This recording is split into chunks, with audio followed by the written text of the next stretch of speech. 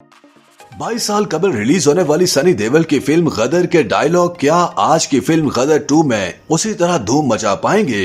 ये बहुत बड़ा सवाल है, खास तौर पर पाकिस्तान जिंदाबाद के नारे। क्या भारतीय मतदार सनी देओल को ये नारा लगाते बर्दाश्त कर पाएंगे? आपका पाकिस्तान जिंदाबाद है, इस पर हमें कोई एतराज नहीं, लेकिन हमारा हिंदुस्तान जिंदाबाद था, जिंदाबाद है और जिंदाबाद रहेगा।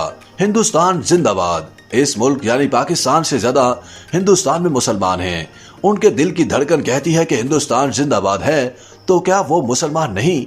सन 2001 में जब फिल्म गदर रिलीज हुई तो सनी देओल के इस डायलॉग को थिएटर में खूब सराहा गया। फिल्म का ये मंजर 1947 के चंद साल बाद का है, जब हिंदुस्तान 2 टुकड़ों में बंट गया था और पाकिस्तान और इंडिया वजूद में आए। सरहद के दोनों तरफ नफरत है। इस सीन में एक इंडियन सनी देओल अपनी पाकिस्तानी बीवी अमीषा पेटेल की तलाश में पाकिस्तान आता है, जहां उनके सामने शर्त ये होती है कि अगर तारा सिंह अपनी बीवी चाहते हैं तो उन्हें अपना मजहब और अपना वतन छोड़ना पड़ेगा।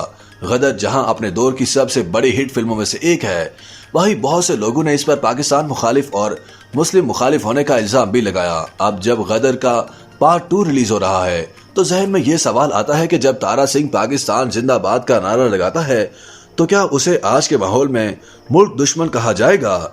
या जब सनी देओल इंडिया के खिलाफ एक लफ्ज भी बर्दाश्त करने से इनकार कर देंगे तो क्या वो कौम परस्त कहलाएंगे? सीनियर फिल्म नकाद रामचंद्रन श्रीनिवासन का कहना है कि आज अपनी फिल्म में पाकिस्तान जिंदाबाद कहने वाला यकीनन मुल्क दुश्मन कहलाएगा, खास तौर पर अगर कोई डायलॉग सियाको सबाक से हटकर देखा जाए। एरा भास्कर जवाहरलाल नेहरू यूनिवर्सिटी में सिनेमा स्टडीज की प्रोफेसर हैं। वो कहती हैं आज की तारीख में अगर फिल्म में पाकिस्तान जिंदाबाद का डायलॉग है तो उसे मुल्क दुश्मन कहा जाएगा, लेकिन ये सब इस बात पर मुनहसिर है कि आपने फिल्म कैसे बनाई है।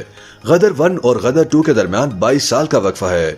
सवाल यह है कि इन 22 साल में इंडिया और सिनेमा कितना बदला है। 2001 में जब फिल्म गदर रिलीज हुई तो कुछ मनाजिर की वजह से भोपाल, अहमदाबाद जैसे शहरों में तशद्दुद हुआ था। आमिना हैदर पाकिस्तान में समथिंग हॉट के नाम से एक यूट्यूब चैनल चलाती हैं और सिनेमा पर नजर रखती हैं।